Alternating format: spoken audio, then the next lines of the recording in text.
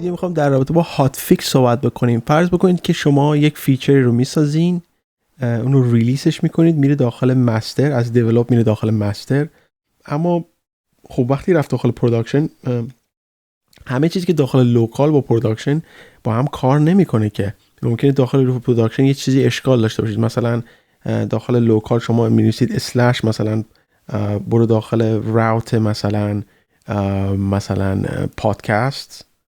خب مثلا من اینجوری داخل لوکال می‌نویسم، ولی داخل پروداکشن مثلا اینجوریه https مثلا پارس کلیک .net مثلا اسلش مثلا پادکست.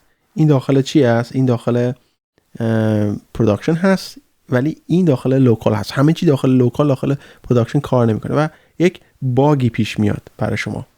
یادتون میاد که وقتی تایپ کردیم git flow init و گفتیم که پسورد هات فیکس رو، میگم پسوند هات فیکس رو بذار چی؟ بذارش باگ فیکس. معمولا کمپانی اینجوری میذارن باگ فیکس اسلش، به جای هات فیکس اسلش میذارن باگ فیکس اسلش.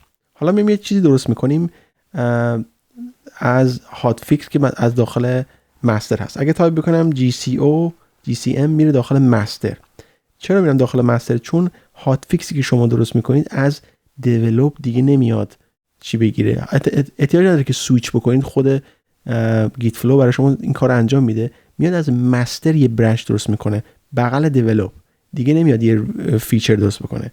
اگه تایپ بکنم GFL، اگه تایپ GFL میشه گیت فلو. خب گیت فلو و بعد تایپ میکنم هات فیکس و بعد تایپ میکنم استارت و بعد تایپ میکنم مثلا میگیم که استاری اسمش میذاریم فیکس مثلا URL مثلا دیگه. اینو میذاریم، میگه که ساب کامند گیت فلو که شما تایپ کردی هات فیکسش مثل که اشتباهه. هات فیکس اشتباه، من معذرت میخوام ازتون. EFL hot fix start و اینو تایپ میکنیم، میگی چه اتفاقی افتاده.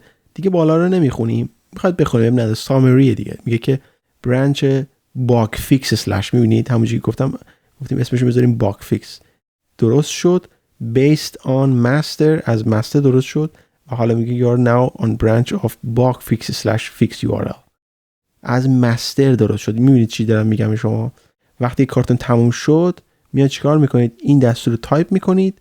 حالا اگر برانچ های شما مثل من معمولا برانچ ها رو اینجوری درست میکنن، تایپ میکنن فیکس داش، معمولا اینجوری درست میکنن، سعی بکنید با داش درست بکنید به جای فاصله. ولی اگر داخلش فاصله داشتید باید با سینگل کوتیشن دورش رو چیکار بکنید؟ کاور کنید، ببندید.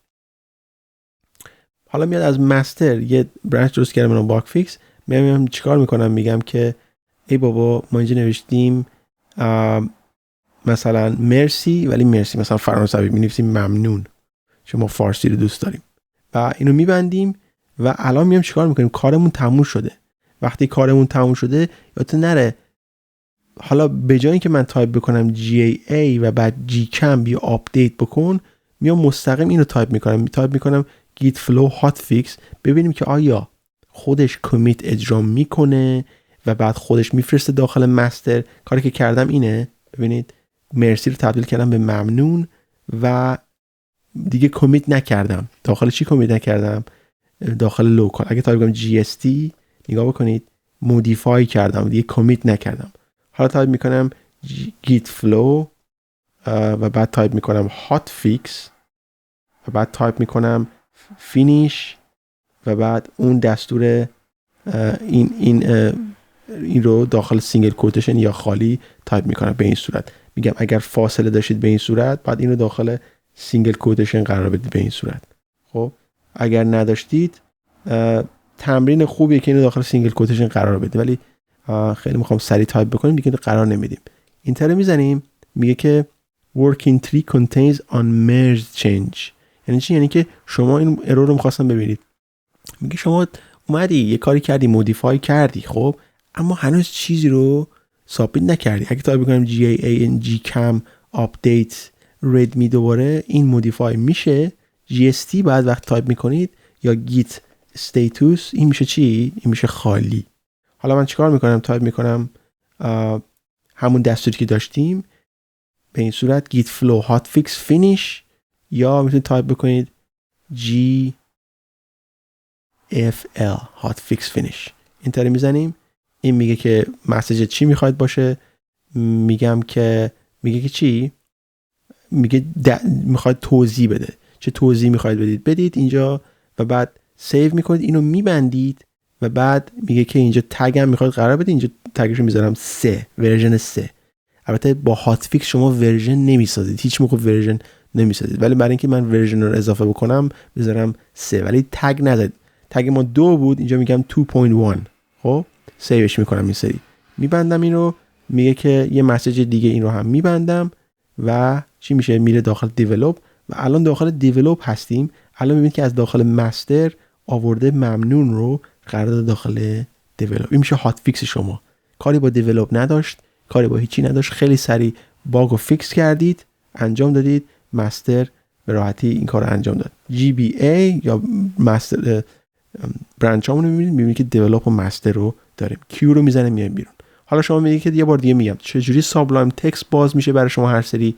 برای من ویم باز میشه، برای شما ممکنه ویم به این صورت باز بشه. خب اگر میخواید بدون چجوری تایپ میکنید، حالا تایپ میکنید نانو، خب که همه این تکست ایدیتور رو دارن،